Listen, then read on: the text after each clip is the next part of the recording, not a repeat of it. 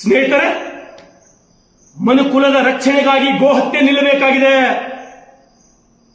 ಈ ನಾಡಿನಲ್ಲಿ ಎಲ್ಲರೂ ಶಾಂತಿ ಸೌಹಾರ್ದತೆಯಿಂದ ಒಂದು ವೇಳೆ ಬಾಳಬೇಕು, ಬದುಕಬೇಕಾದ್ರೆ ಗೋಹತ್ಯೆ ಎಲ್ಲಿ ತನಕ ನಿಲ್ಲಲು ಅಲ್ಲಿ ತನಕ ಅದು ಸಾಧ್ಯ ಇಲ್ಲ. ವಿನಂತಿಯನ್ನ ಮಾಡ್ತೇನೆ,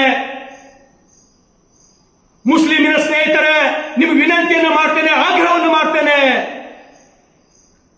ಯಾವ ಆಕಳುಗಳಿಗೆ, ಯಾವ ಎತ್ತುಗಳಿಗೆ ನೀವು ಕಡಿತೀರಲ್ಲ, ಪ್ರಕೃತಿ ದತ್ತವಾಗಿ ನಿಮ್ಗೆ ಅದಕ್ಕೆ ತಿಂತಕ್ಕಂತ ಹಕ್ಕು ಖುರಾನ್ಗಳನ್ನು ಕೊಟ್ಟಿಲ್ಲ, ಸಂವಿಧಾನಗಳನ್ನು ಕೊಟ್ಟಿಲ್ಲ, ನಿಮ್ಗೆ ಹಕ್ಕು ಕೊಟ್ಟಿಲ್ಲ.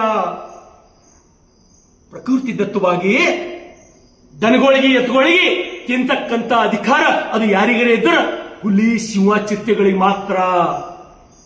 ನೀವೇನು ಹುಲಿಗಳನ್ನು ಅಲ್ಲ, ನೀವೇನು ಸಿಂಹಗಳನ್ನು ಅಲ್ಲ, ನೀವು ಮನುಷ್ಯರು, ನಮ್ಮ ಹಾಗೆ ಮನುಷ್ಯರಷ್ಟೇ. ಇವತ್ತು ಅನೇಕ ಲಕ್ಷಾಂತರ ಗೋವುಗಳು, ಅನೇಕ ಲಕ್ಷಾಂತರ ಉತ್ತರ ಕರ್ನಾಟಕ ನ್ಯೂಸ್, ಇದು ಕನ್ನಡದ ಉಸಿರು.